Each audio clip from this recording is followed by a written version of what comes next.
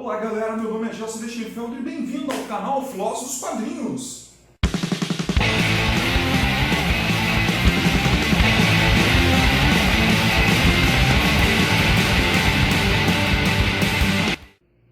Então voltamos a falar sobre o tema Histórias em Quadrinhos em Sala de Aula. Esse já é a parte 2. A gente comentou semana passada sobre a crítica às histórias em quadrinhos e por causa disso, as críticas às histórias em quadrinhos e seu uso em sala de aula.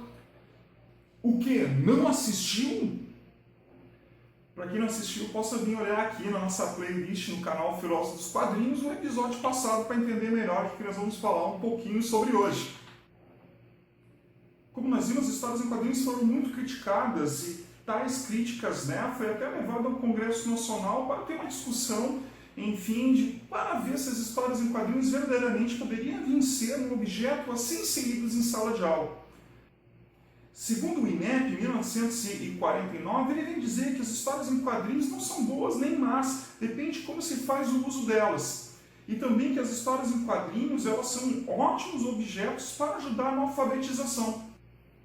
Outra questão que vem dizer, esse mesmo estudo, que as histórias em quadrinhos vêm estimular aos seus leitores a entender melhor o mundo na qual ele está envolto através dos enredos das histórias em quadrinhos. Que as histórias em quadrinhos vêm preencher a necessidade de histórias de aventura e fantasia na mente das crianças. As histórias em quadrinhos, na maioria das vezes, é o primeiro objeto literário de uma criança e um adolescente.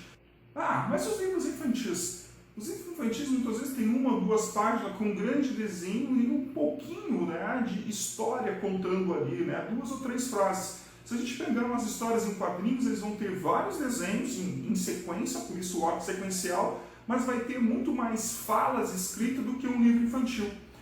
As histórias em quadrinhos, por ser quadrados e tem sempre um espaço entre um quadrado e um outro, um quadrinho e o outro, ela vem incentivar, como diz Paulo Freire, a imaginação criadora da criança. Porque a criança, quando está lendo uma história em quadrinhos, ela não vê a arte parada. Ela vem dar sequência, ela vem, através da sua imaginação, a imaginar esta história. As histórias em quadrinhos são capazes de promover inter e transdisciplinaridade, falando sobre vários contextos científicos num mesmo enredo, numa mesma história. E também as histórias em quadrinhos vêm ofertar e ampliar o conhecimento sobre o mundo.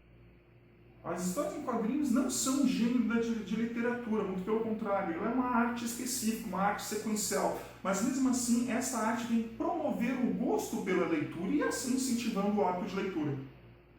Se a Confederação Nacional de Trabalhadores de Educação vem dizer que as histórias em quadrinhos, além de incentivar ao hábito de leitura, vem dizer que os alunos que leem histórias em quadrinhos têm um maior rendimento do que aqueles alunos que simplesmente só leem o livro didático.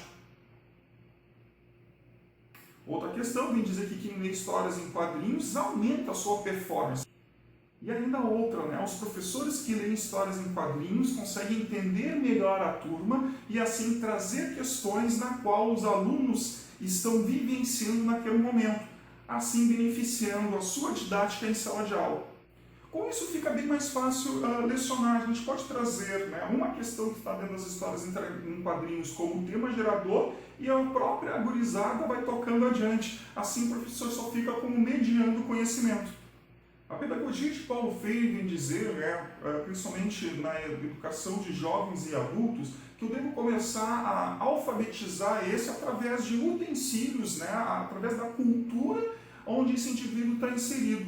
A gente pode fazer isso usando as histórias em quadrinhos, que hoje é um ícone da cultura pop, onde geralmente todos os alunos conhecem um pouquinho dessa grande cultura. E aí, curtiu esse vídeo? Já se inscreveu nesse canal? As histórias em quadrinhos têm uma grande potencialidade em sala de aula. Nas próximas semanas iremos falar um pouquinho mais sobre como usar histórias em quadrinhos em sala de aula. Então até lá!